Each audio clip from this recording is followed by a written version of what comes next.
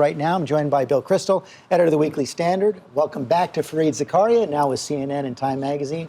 Jennifer Granholm, the former Democratic governor of Michigan, and another former Michigander, our political analyst, Matthew Dowd. I want to get to the politics in just a minute, but Fareed, let me begin with you on this tangle the United States is now in with Iran. We're negotiating with Iran in Switzerland. We're fighting on the same side as Iran in Iraq, and we're allied with those fighting against them in Yemen. Does that make a deal more or less likely, or is there no way to know?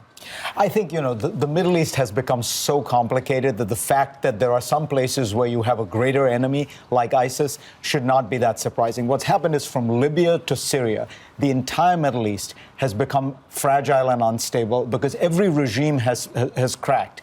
And what you found is beneath the regime, there was nothing. There were no state institutions. There was no civil society. There actually was no country. That people have withdrawn to their oldest identities. Nobody's fighting and dying for Iraq or Syria or Libya. They're fighting and dying because they're Shia or Kurds or Arabs. In that kind of a chaotic world, one of the things the administration is arguing is that this deal with Iran could be a game changer, could transform the Middle East. Do you buy that? I think it certainly would help because it's important to remember what's the alternative. The alternative to the deal is either a major escalation militarily. It would not be like the Iraq strike because Iran has a huge nuclear facility. It would take weeks and weeks of bombing. The Iranians would respond in all the countries that they are active. Or you have a situation where no deal.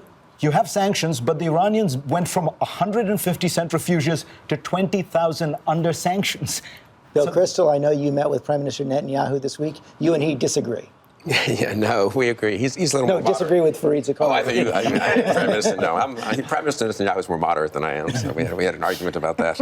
No, it's a terrible deal. It will, among other things, it will legitimate Iranian hegemony, which is already spreading around the Middle East. The Middle East is on fire, and a deal with Iran that in effect allows them to be a nuclear threshold state, that makes them pay no price for anything they've done in the past, the cheating in the line, that lets Fordo, this entrenched facility in a hillside, continue operating. President Obama himself said you can't allow that for a peaceful nuclear program. Now he's going to allow it.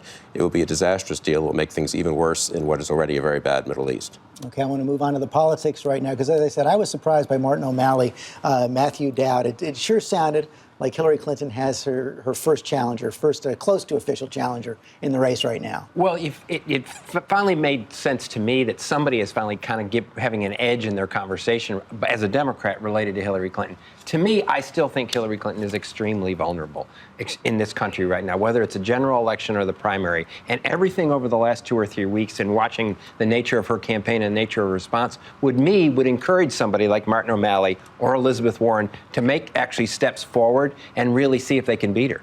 What do you think, Governor Granholm? I think, first of all, she said she welcomes a primary, and Martin O'Malley. You think she means it? I don't think is that she like needs inviting it. your uncle over and you don't really want him to come? She is comfortable enough to be able to withstand a primary, and Martin O'Malley, I mean, he's a very nice guy, and I was thinking that he might make a nice member of a President Clinton administration, so he better watch it. But anyway, I think that he and anybody else she would welcome into the mix, and that would be healthy. But I also think that ultimately she will be the next president. You also heard that shot, Bill Kristol, against the two families trading the presidency back and forth. I think that's an effective shot for an insurgent Democrat and incidentally for an insurgent Republican. I really think there are an awful lot of Democrats and Republicans who don't want a Bush-Clinton race in 2016, and the only way not to have a Bush-Clinton race in 2016 is to deny one or both of them the nomination. I talked with Martin O'Malley a little bit. He worked for Gary Hart in Iowa in 1984, and as you and I remember, Gary Hart was nowhere at this time. In 1983, Mondale was the prohibitive favorite, John Glenn maybe the alternative. Hart got, 17% of the vote or something in Iowa against Mondale's 50 or something like that, and then he won New Hampshire and almost beat Mondale. I think someone like O'Malley would have a real shot against Hillary Clinton. You do see this kind of feeling against dynasties bubbling up, but is it really something people vote on? I think that the really difficult part for Hillary is, even more than the dynasty, it's tough for a party to get a third term in the White House. When was the last one? It was Bush Sr. after Reagan. Before that, it was FDR after himself, and then Hoover after Coolidge. That's in the last 100 years, 3 times. And in each case, notice that you have to run as the candidate of continuity. Because if you're going to run as the candidate of change, people are going to vote for the other party. Hillary's big problem is it's tough for her to run as the candidate of continuity to Barack Obama, and it's tough for her to be the other. No, I there- disagree with that. I think that is- she's got a great case to make on continuity with respect to economic policy. But is she going to run that way? Oh, I assume that she will certainly take advantage of the great work that has been done with the Affordable Care Act and with jobs. But let me just say one quick word about dynasties. You know, dynasties suggest generational passing down. She's not a different generation than a father who handed her this. And plus, she's a woman. Women are not seen as this dynastic creature. She's going to be different. So being no a matter woman what. is change. I think it's change. Well, I think there is a problem with dynasties in that if people feel like you're going to inherit it and not earn it, and that's part of the problem. And the other thing is, I think with dynasties is this a forward-looking campaign?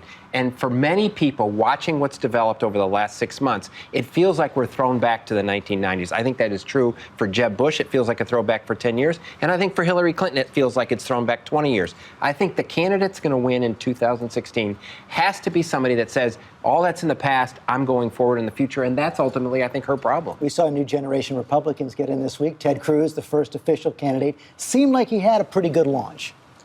He did. I think he's consistently underrated, but I think that whole generation, Walker, Rubio, Cruz, Jindal, others are underrated. I was talking with a Democrat this week who had seen Rubio give a speech and take Q&A and said, you know what, he reminded me a little of Bill Clinton in '92. Very able, not quite as prominent nationally as other people were at the time, but after a year of campaigning, I think Rubio, Walker, Jindal, those guys have a real shot. And Fareed Zakaria, you know, we just heard Jennifer Granholm talk about Hillary Clinton being a candidate of continuity on the economy. It seems like the Republican candidates are really focused right now on national security, drawing big differences with Democrats on national security. And they are wrong in political terms. There's no question that the public's view of the Middle East is this is one unholy mess. They're all crazy. They'll suck us dry. Stay out. Bill Kristol's father, Irving Kristol, once wrote in the 1965, I think it was, he said the job of conservatives in those days was to explain to the American people why they are right and American intellectuals why they're wrong. But Obama knows that the American people are fundamentally right about this.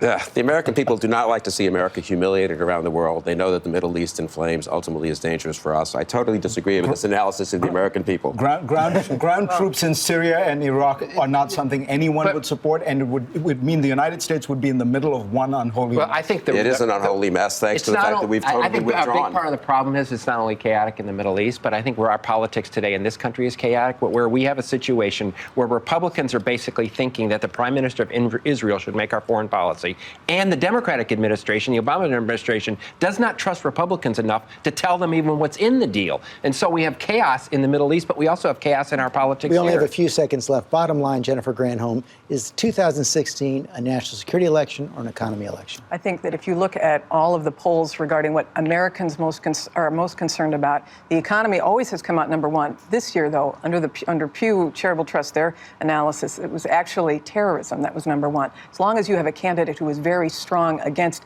terrorism and extremists, I think that it will, as long as that concern is taken care of with somebody who's been there and who understands that fight, I think that that concern will be addressed. Got to take a quick break. Thanks to the roundtable.